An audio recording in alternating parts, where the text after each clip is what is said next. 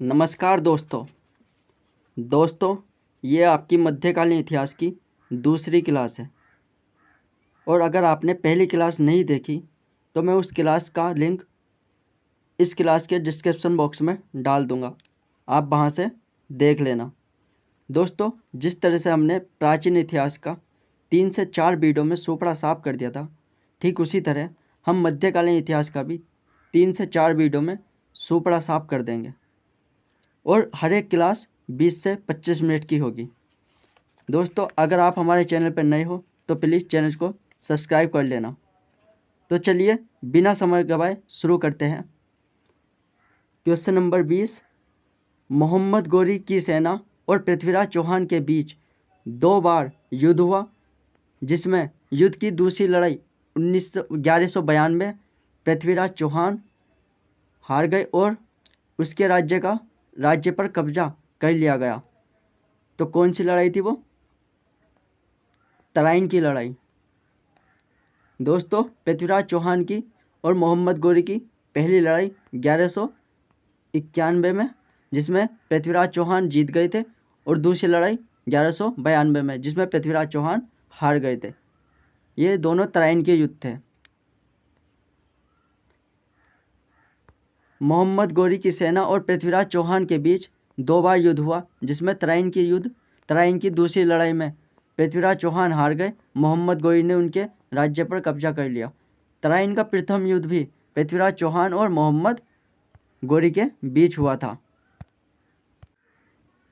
गोरी के मध्य वर्ष 1191 ईस्वी में लड़ा गया था, जिसमें पृथ्वीराज चौहान ने मोहम्मद गोरी को बुरी तरह पराजित किया। क्वेश्चन नंबर 21वां। इनमें से किसके द्वारा दिल्ली सल्तनत में एकता प्रणाली को संस्थागत रूप में लागू किया गया था? तो किसके द्वारा? इल्तुतमिश के द्वारा एकता प्रणाली को संस्थागत लागू किया गया था। दिल्ली के सुल्तान शमसुद्दीन इल्तुतमिश द्वारा एकता प्रणाली की शुरुआत की गई थी। एकता प्रणाली केंद्रीकरण के लिए एक महत्वपूर्ण साधन था। एकता प्रणाली सुल्तान और कुलीनता के बीच क्षेत्रों के विभाजन पर आधारित थी। इसमें भूमि को छोटे भागों में विभाजित करके उसे रईसों, अधिकारियों और सैनिकों को दिया गया। इल्तुतमिश का शासन वर्ष 1211 ईस्वी से 1236 ईस्वी तक रहा। इल्तुतमिश कुतुबुद्दीन ऐबक का दामाद था। वह दिल्ली सल्तनत पर शासन करने वाला पहला शासक था और इसको दिल्ली सल्तनत का वास्तविक शासक भी माना जाता है। किसको? इल्तुतमिश को। यह आपको याद रखना है। क्वेश्चन नंबर 22वां। किसके बीच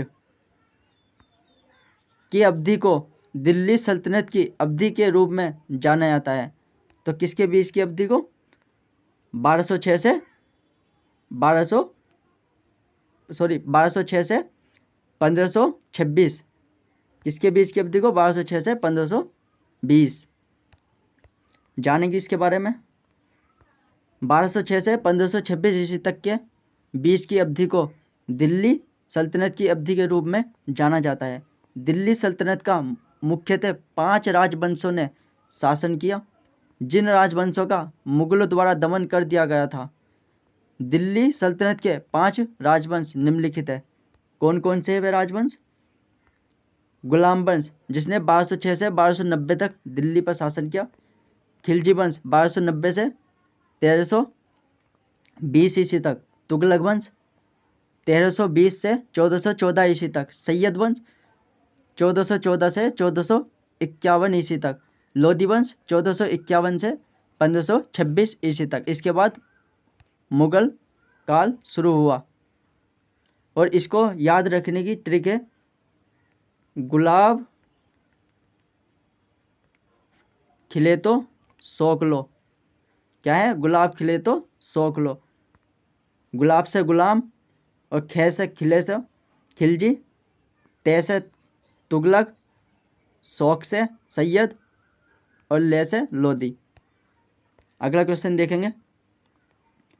क्वेश्चन नंबर 23। निम्नलिखित में से दिल्ली सल्तनत का सही क्रम क्या है? तो क्या है? गुलाब खिले तो शौक लो। ठीक है, इसके बीच में सैयद वंश है, तो क्या है? गुलाब खिलो तो शौक लो। तो ऑप्शन नंबर इसमें बी आंसर राइट हो जाएगा। तो दिल्ली सल्तनत में कुल 5 वंशों ने शासन किया। कौन कौन से थे भाई? गुलाम, खिलजी, तुगलक, सैयद, लोदी। अगला क्वेश्चन है हमारा 24 नंबर का। किस ईस्वी में कुतुबुद्दीन ऐबक ने खुद को दिल्ली का सुल्तान घोषित कर दास राजवंश के शासन की शुरुआत की? तो कब? 1206 ईस्वी में। 1206 ईस्वी में कुतुबुद्दीन ऐबक ने खुद को दिल्ली का सुल्तान घोषित कर दास गुलाम राजवंश के शासन की शुरुआत की। कुतुबुद्दीन ऐबक मोहम्मद गोरी का गुलाम था। किसका? मोहम्मद गोरी का, जो अपने मालिक की मृत्यु के पश्चात शासक बना था। कौन? कुतुबुद्दीन ऐबक। और 1206 ईस्वी में दास वंश की स्थापना की थी। कुतुबुद्दीन ऐबक दिल्ली में कुतुब मीनार के नाम से प्रसिद्ध 338 फीट ऊंची मंजिल का निर्माण किया गया कुतुबुद्दीन ऐबक के द्वारा। क्वेश्चन नंबर 25वां है, अलाउद्दीन खिलजी के शासनकाल में राज्य द्वारा निम्नलिखित में से किस प्रकार का कर नहीं लगाया गया? तो किस प्रकार का कर? लघु उद्योगों पर कर, ये कर नहीं लगाया गया था। बाकी कृषि पर कर लगाया गया, मवेशियों पर कर लगाया गया, आवास पर कर लगाया गया। अलाउद्दीन खिलजी के शासनकाल में राज्य द्वारा लघु उद्योग पर कोई कर नहीं लगाया गया था। अलाउद्दीन खिलजी वंश का द्वितीय सुल्तान था और खिलजी वंश के जो संस्थापक थे, जिसने उसकी स्थापना की थी खिलजी वंश की, वो था जलालुद्दीन खिलजी। कौन था? जलालुद्दीन खिलजी। उसने भू राजस्व तथा सैन्य क्षेत्र में बहुआयामी सुधार किए।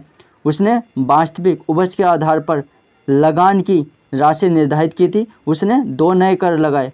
कौन कौन से? पहला कर है चराई कर, मवेशियों की चराई पर कर जो दुधारू पशुओं पर लगाया जाता था, तथा दूसरा घरी कर जो घरों आवास कर, एवं जिसने कृषि पर कर के आधार पर भू राजस्व की दर को उपज का आधा भाग कर दिया। अगला फैक्ट जानेंगे इसमें। अगला क्वेश्चन है, रजिया सुल्तान किसकी बेटी थी? तो रजिया सुल्तान किसकी बेटी थी? इल्तुतमिश की। किसकी बेटी थी? इल्तुतमिश की। रजिया सुल्तान शमसुद्दीन इल्तुतमिश की बेटी थी। तुर्की मूल की अन्य राजकुमारियों की तरह रजिया को तलवारबाजी, घुड़सवारी तथा अन्य सही प्रकार के युद्ध आते थे। यह आपको याद रखना है।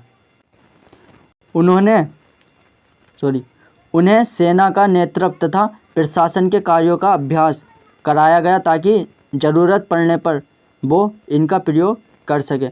रजिया सुल्तान ने दिल्ली की गद्दी पर बैठकर 1236 ईस्वी से वर्ष 1240 ईस्वी तक सिर्फ 4 साल का शासन किया। वह दिल्ली सल्तनत की प्रथम व अंतिम मुस्लिम महिला शासिका थी। कौन? रजिया सुल्तान। दिल्ली की शासिका बनने के बाद उन्होंने उद्मत उल निस्वा की उपाधि धारण की। किसकी? उद्मत उल निस्वा। किसने की थी? रजिया सुल्तान ने। अगला क्वेश्चन हमारा क्वेश्चन नंबर 27, मुगलों के विरुद्ध हल्दी घाटी का युद्ध किसने लड़ा? तो मुगलों के विरुद्ध हल्दी घाटी का युद्ध महाराणा प्रताप ने लड़ा। RPF constable. मुगलों के विरुद्ध हल्दी घाटी का युद्ध 18 जून को 1576 ईस्वी को मेवाड़ राजस्थान के शासक महाराणा प्रताप और अकबर की सेना के बीच लड़ा गया। अकबर की सेना का नेतृत्व राजपूत राजा मानसिंह ने किया था। इस युद्ध में महाराणा प्रताप की मुख्य रूप से भील जनजाति का सहयोग मिला था। कौन सी जनजाति का? भील जनजाति का सहयोग महाराणा प्रताप को मिला था। अगला क्वेश्चन है हमारा, गुरु ग्रंथ साहिब किस धर्म का पवित्र ग्रंथ है? तो किस धर्म का है? सिख धर्म का। गुरु ग्रंथ साहिब सिख धर्म का पवित्र ग्रंथ है या प्रमुख ग्रंथ है। इसका संपादन सिख समुदाय के 5 गुरुओं श्री गुरु अर्जुन देव जी ने किया था। 5वें गुरु जो थे अर्जुन देव ने किया था सिख संप्रदाय के। गुरु ग्रंथ साहिब का पहला प्रकाश पर्व 30 अगस्त 1604 ईस्वी को हर मंदिर साहिब अमृतसर में मनाया गया था। वर्ष 1705 ईस्वी में दमदमा साहिब में सिख समुदाय के 10वें गुरु गुरु गोविंद सिंह जी ने गुरु तेग बहादुर जी के 116 शब्द जोड़कर इसको पूर्ण किया था। इसमें कुल 1430 पृष्ठ है। कितने? 1430 पृष्ठ। अगला प्रश्न है हमारा 29। भारत में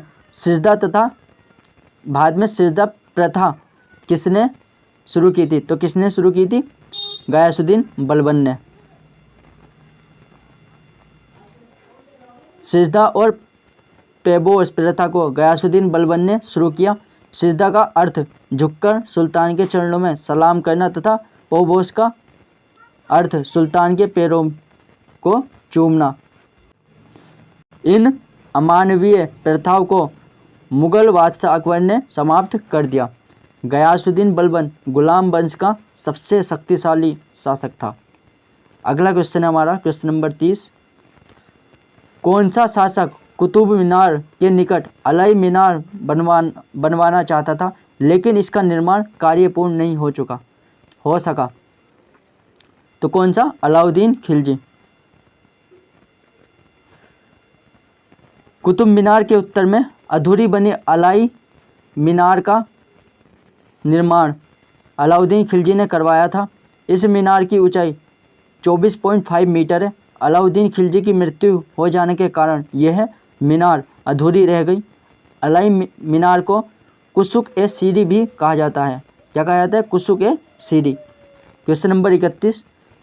13वीं सदी में बख्तियार खिलजी ने बंगाल के किस राजा को पराजित किया था? तो किसको किया था? लक्ष्मण सेन को। लक्ष्मण सेन बंगाल के सेन राजवंश के चतुर्थ शासक और एकीकृत बंगाल के अंतिम हिंदू प्रशासक थे। बख्तियार खिलजी ने बिहार और बंगाल के विजित क्षेत्रों को एक प्रांत के रूप में संगठित किया। Question number 32।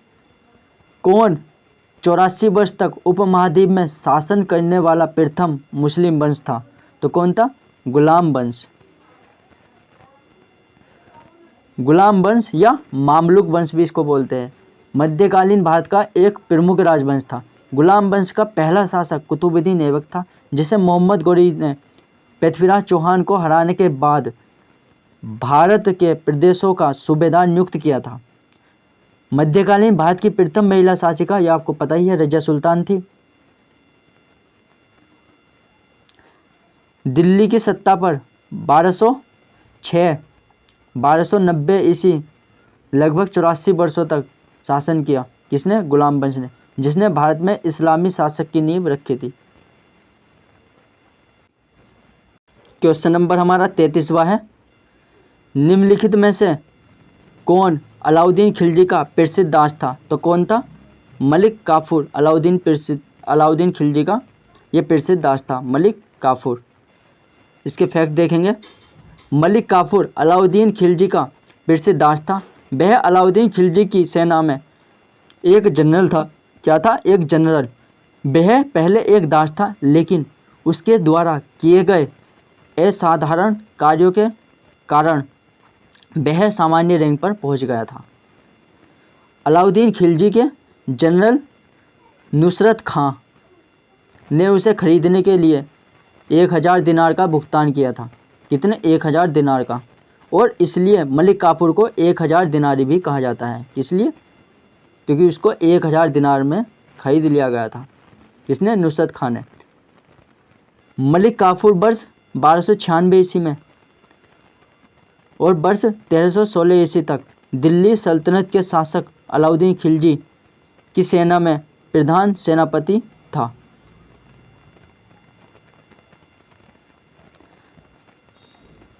34वां क्वेश्चन है हमारा, वेनिस का एक प्रसिद्ध यात्री कौन था? तो कौन था? Marco Polo. जो वेनिस का एक प्रसिद्ध यात्री था, कौन? Marco Polo. वेनिस का एक प्रसिद्ध यात्री मार्को पोलो था। मार्को पोलो एक इतालवी व्यापारी, खोजकर्ता और लेखक थे। मार्को पोलो वर्ष 1271 ईस्वी में 1295 ईस्वी के मध्य सिल्क रोड से एशिया की यात्रा की। इसकी यात्रा से संबंधित सभी तथ्य the travels of Marco Polo में दर्ज किए गए। किसमें? The travels of Marco Polo में। दुआर्ते बारबोसा पुर्तगाल से आया था। कौन? Duarte Barbosa. François Bernier France देश का निवासी था। सेल्यूकस निकेटर चंद्रगुप्त मौर्य के दरबार में आया, एक यूनानी राजदूत था। अगला क्वेश्चन हमारा क्वेश्चन नंबर 35, निम्नलिखित में से किसने अपने हमलों में प्रसिद्ध सोमनाथ मंदिर के साथ अन्य मंदिरों को 17 बार लूटा? तो किसने लूटा? महमूद गजनी ने 17 बार लूटा। आरपीएफ एसआई का क्वेश्चन है ये। महमूद गजनी ने हमले में प्रसिद्ध सोमनाथ मंदिर के साथ अन्य मंदिरों को 17 बार लूटा और नष्ट किया था तथा हर बार इसका पुनर्निर्माण कराया गया। प्राचीन भारतीय इतिहास और आधुनिक भारतीय इतिहास में सोमनाथ मंदिर को वर्ष 1025 ईस्वी में महमूद गजनी ने नष्ट कर दिया था। मूर्ति को तोड़ने से लेकर यहाँ पर चढ़े सोने चांदी के सभी आभूषणों को लूट लिया था। क्वेश्चन नंबर 36, फिरोज शाह तुगलक ने किस प्रसिद्ध शहर का गठन किया? तो किस शहर का गठन किया था? हिसार का। आरपीएफ एसआई का क्वेश्चन है ये। फिरोज शाह तुगलक ने हिसार शहर का गठन किया। फिरोज शाह तुगलक मोहम्मद बिन तुगलक का चचेरा भाई था और उसने वर्ष 1351 ईस्वी से वर्ष 1388 ईस्वी तक शासन किया। फिरोज शाह तुगलक ने निम्नलिखित 4 नए कर लगाए। कौन कौन से करते हैं? वे कर देखते हैं। पहला है खरात, जिसको हम भूमि कर के नाम से जानते हैं। दूसरा है जजिया, धर्म कर। जकात, संपत्ति कर।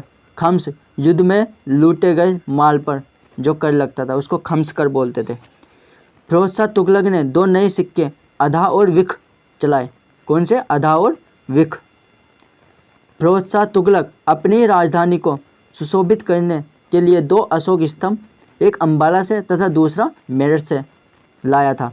फिरोज शाह तुगलक ने फिरोजपुर, फतेहपुर और जौनपुर जैसे कई शहरों की स्थापना की थी। कौन कौन से? फिरोजपुर, फतेहपुर और जौनपुर।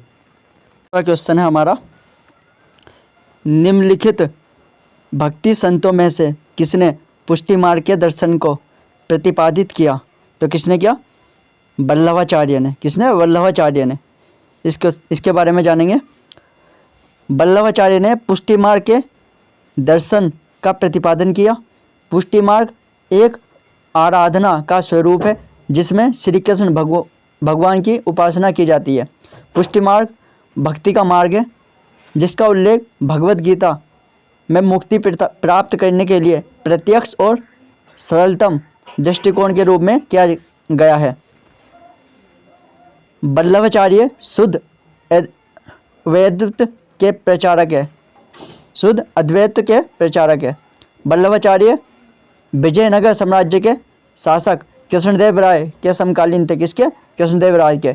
और वे द्वैत और अद्वैत दर्शन के गुणों तथा अवगुणों पर एक दीर्घकालीन विवाद में भाग लेने के लिए उनके दरबार में थे। कौन? वल्लभाचार्य। अगला क्वेश्चन है हमारा क्वेश्चन नंबर 38, सिलसिले शब्द का संबंध किससे है? तो सिलसिला जो शब्द है उसका संबंध किससे है? सूफी संप्रदाय से। सिलसिला किससे? सूफी संप्रदाय से। अगला है, सिलसिला शब्द का संबंध सूफी संप्रदाय से है। सिलसिला शब्द का अर्थ एक श्रृंखला जो गुरु और शिष्य के मध्य एक सतत कड़ी का प्रतीक है। सूफी आदेशों को भारत के अंदर और बाहर सिलसिला के नाम से जाना जाता है। चिश्ती सिलसिला भारत में ख्वाजा मोइनुद्दीन चिश्ती द्वारा पेश किया गया था। किसके द्वारा? ख्वाजा मोइनुद्दीन चिश्ती द्वारा। उर्दू में सिलसिले का अर्थ गाथा है। इसके अतिरिक्त सिलसिला का अर्थ आध्यात्मिक वंशावली के रूप में किया जाता है। अगला क्वेश्चन है 39वां, बहमनी राज्य किसके शासनकाल के तहत सर्वाधिक शक्तिशाली था? तो किसके शासनकाल के समय सर्वाधिक शक्तिशाली था? महमूद गबन के। किसके? महमूद गबन के। बहमनी साम्राज्य महमूद गबन के शासन के दौरान सर्वाधिक शक्तिशाली था। किसके? महमूद गबन के। महमूद गबन मोहम्मद शाह बहमनी द्वितीय के प्रधानमंत्री थे। उन्हें मलिकुल तुज्जर की उपाधि दी गई। उन्होंने बीदर में इस्लामी शिक्षा के लिए कई मदरसे बनवाए। कहाँ पर? बीदर में। 40 नंबर का क्वेश्चन हमारा, तैमूर ने दिल्ली पर किस वर्ष आक्रमण किया? तो कब किया? 1398 ईस्वी में। तैमूर ने कब आक्रमण किया? 1398 ईस्वी में। तैमूर ने दिल्ली पर 1398 ईस्वी में तुगलक वंश के अंतिम शासक कौन थे? नसीरुद्दीन के शासनकाल के दौरान आक्रमण किया था। तैमूर एक तुर्क मंगोल आक्रमणकारी था जिसने तैमूर साम्राज्य की स्थापना की थी। अगला है, मुगल साम्राज्य का संस्थापक कौन था? तो मुगल साम्राज्य का संस्थापक था बाबर। कौन था? बाबर। मुगल साम्राज्य का संस्थापक बाबर था। जहीरुद्दीन मोहम्मद बाबर 24 फरवरी 1483 ईस्वी को अंदीजान में पैदा हुआ। कहाँ पर? अंदीजान में पैदा हुआ, जो वर्तमान में उज्बेकिस्तान में स्थित है। बाबर उत्तरी भारत के कुछ हिस्से पर आक्रमण किया और दिल्ली के शासक इब्राहिम लोदी को वर्ष 1526 ईस्वी के पानीपत के प्रथम युद्ध, कब? 1526 ईस्वी में पानीपत का प्रथम युद्ध में पराजित कर मुगल वंश की स्थापना की। अगला क्वेश्चन है क्वेश्चन नंबर 42वां, निम्नलिखित में से कौन सा राजवंश दिल्ली सल्तनत का अंतिम शासक था? तो कौन सा राजवंश था? लोधी राजवंश दिल्ली सल्तनत का यह अंतिम था और इससे पहले था सैयद। आरपीएफ कांस्टेबल में पूछा गया क्वेश्चन है। लोधी वंश की स्थापना बहलोल लोधी ने की थी। लोधी वंश के शासनकाल की अवधि जो थी वो 1451 से 1526 ईस्वी तक लगी। अगला है, पानीपत का द्वितीय युद्ध कब हुआ? तो पानीपत का द्वितीय युद्ध 1556 ईस्वी में। पानीपत का द्वितीय युद्ध 5 नवंबर 1556 ईस्वी को उत्तर भारत के हिंदू शासक सम्राट किसके बीच? हेमचंद विक्रमादित्य और मुगल सम्राट अकबर की सेना के मध्य लड़ा गया। अकबर के सेनापति बैरम खां के लिए यह निर्णायक जीत थी। 44 नंबर का क्वेश्चन है हमारा, दीन-ए इलाही नामक नया धर्म किसने चलाया? तो किसने चलाया? अकबर ने दीन-ए इलाही नया धर्म चलाया। दीन-ए इलाही अर्थात ईश्वर का धर्म वर्ष 1582 ईस्वी में अकबर द्वारा प्रारंभ किया गया था, जो धार्मिक मान्यताओं से संबंधित था। अकबर का विचार इस्लाम और हिंदू धर्म को आपस में जोड़ना था, लेकिन ईसाई धर्म, पारसी धर्म एवं जैन धर्म से पहलुओं को जोड़ना भी था। अकबर का शासनकाल वर्ष 1556 से 1605 ईस्वी तक रहा। काकतीय राजवंश का अंत निम्नलिखित में से किसके द्वारा किया गया? तो किसके द्वारा किया गया? दिल्ली सल्तनत द्वारा किया गया। इसके फैक्ट के बारे में जानेंगे। काकतीय राजवंश को दिल्ली सल्तनत के कई हमलों का सामना करना पड़ा और अंत में वर्ष 1326 ईस्वी में यह वंश समाप्त हो गया। अगला क्वेश्चन है हमारा, प्रसिद्ध यात्री और लेखक मोहम्मद इब्न बतूता किस देश से संबंधित है, जिन्होंने 14वीं शताब्दी में भारत सहित कई देशों की यात्रा की थी? तो किस देश से? मोरक्को से। बहुत बार क्वेश्चन पूछा गया है ये कई एग्जामों में, जानेंगे इसके बारे में। इब्न बतूता मोरक्को देश से आया था। इब्न बतूता एक अफ्रीकी यात्री, विद्वान था, लेखक था। उत्तरी अफ्रीका के मोरक्को देश के प्रसिद्ध नगर तांजियर में 24 फरवरी वर्ष 1304 ईस्वी में इसका जन्म हुआ था। इब्न बतूता का पूरा नाम जो था वो मोहम्मद बिन अब्दुल्ला इब्न बतूता क्या था? मोहम्मद बिन अब्दुल्ला इब्न बतूता का पूरा नाम। इसने लगभग 75,000 मील की यात्रा तय की थी। कितनी? 75,000 मील की यात्रा इसने तय की थी। अपनी यात्रा के दौरान इब्न बतूता मोहम्मद बिन तुगलक के शासनकाल में वर्ष 1333 ईस्वी में भारत आया था। कब? 1333 ईस्वी में यह भारत आया था। अगला क्वेश्चन है हमारा 47वां। दिल्ली सल्तनत का सबसे अधिक विस्तार किसके शासनकाल में देखा गया? तो किसके शासनकाल में? मोहम्मद बिन तुगलक के शासनकाल में दिल्ली सल्तनत का सबसे ज़्यादा विस्तार देखा गया था। दिल्ली सल्तनत का सबसे अधिक विस्तार मोहम्मद बिन तुगलक के शासनकाल में देखा गया। मोहम्मद बिन तुगलक मध्यकालीन सभी सुल्तानों में से सर्वाधिक शिक्षित, विद्वान एवं योग्य शासक था। इसने 26 वर्षों तक दिल्ली पर शासन किया। कब? 26 वर्षों तक। 48 नंबर का क्वेश्चन है फुतुहात ए फिरोजशाही में किसकी प्रशासनिक उपलब्धियां का विवरण मिलता है या विवरण दिया गया है? तो किसका? फिरोज शाह तुगलक। फुतुहात ए फिरोजशाही में फिरोज शाह तुगलक की प्रशासनिक उपलब्धियों का विवरण दिया गया है। इसका लेखन स्वयं फिरोज शाह तुगलक ने किया था। उसने अपने शासनकाल में चांदी तांबे के मिश्रण से निर्मित सिक्का चलाए जिन्हें आध्रा एवं विख कहा जाता था। 49 नंबर का क्वेश्चन है निम्नलिखित में से किसने साहित्य अमुक्तमाल्यद पर मध्ययुगीन ग्रंथ संकलित किया है? तो बताना है ये। तो प्रसिद्ध साहित्य अमुक्तमाल्यद पर मध्ययुगीन ग्रंथ कृष्णदेव राय द्वारा संकलित किया गया। अमुक्तमाल्यद तेलुगु भाषा में लिखित है। कृष्णदेव राय ने जबावती कल्याण भी लिखा। यह एक काव्य ग्रंथ है जिसमें भगवान विष्णु और देवी अंदाल के विवाह के बारे में वर्णन किया गया है। कृष्णदेव राय तुलुक वंश के सबसे महान शासक थे। वे स्वयं कवि और कवियों के संरक्षक थे जिन्हें अष्टदिग्गज के नाम से भी जाना जाता था। कृष्णदेव राय के काल को ही तेलुगु साहित्य के स्वर्ण युग के रूप में जाना जाता है। हमारा 50 नंबर का किस साम्राज्य की स्थापना वर्ष 1347 में हसन गंगू ने की थी? तो किसकी की थी? बहमनी साम्राज्य की। किसकी? बहमनी साम्राज्य की। बहमनी साम्राज्य दक्कन का एक इस्लामी राज्य था।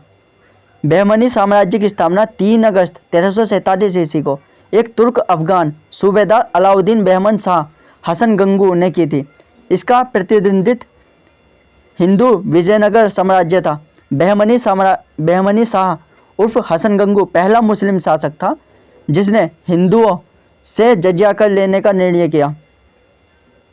बहमन शाह उर्फ हसन गंगू ने गुलबर्गा को अपनी राजधानी बनाया। किसको? गुलबर्गा को। तथा इसका नाम एहसानाबाद क्या रखा? एहसानाबाद रखा था। 51 नंबर का क्वेश्चन है हमारा निम्न में से कौन सा यात्री कृष्णदेव राय के दरबार में आया था? तो कौन आया था? Domingo Paes. कौन आया था? Domingo Paes. आरपीएफ एसआई का क्वेश्चन है। डोमिंगो पेस भारत में अब तक के सबसे शक्तिशाली राजा कृष्णदेव राय के दरबार में आया था। डोमिंगो पेस एक पुर्तगाली यात्री था। डोमिंगो पेस ने वर्ष 1520 ईस्वी के आसपास विजयनगर का दौरा किया था। 52 नंबर क्वेश्चन है हमारा भक्ति की किस शाखा के अंतर्गत ईश्वर के निराकार रूप की परिकल्पना की जाती है? तो आपको बताना है किस शाखा के अंतर्गत ये की जाती है। तो भक्ति की निर्गुण शाखा के अंतर्गत, किस शाखा के?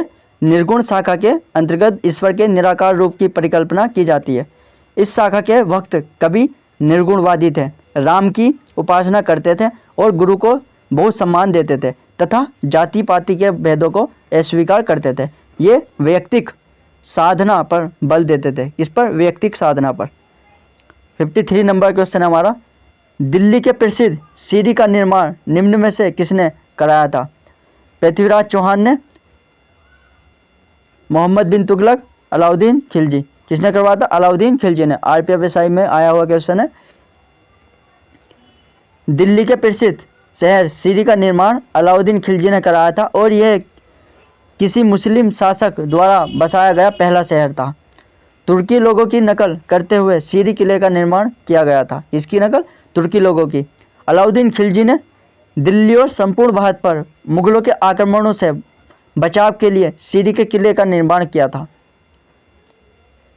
क्वेश्चन नंबर 54वां है, निम्नलिखित में से कौन सा स्मारक शाहजहां द्वारा नहीं बनाया गया? तो कौन सा नहीं बनाया गया?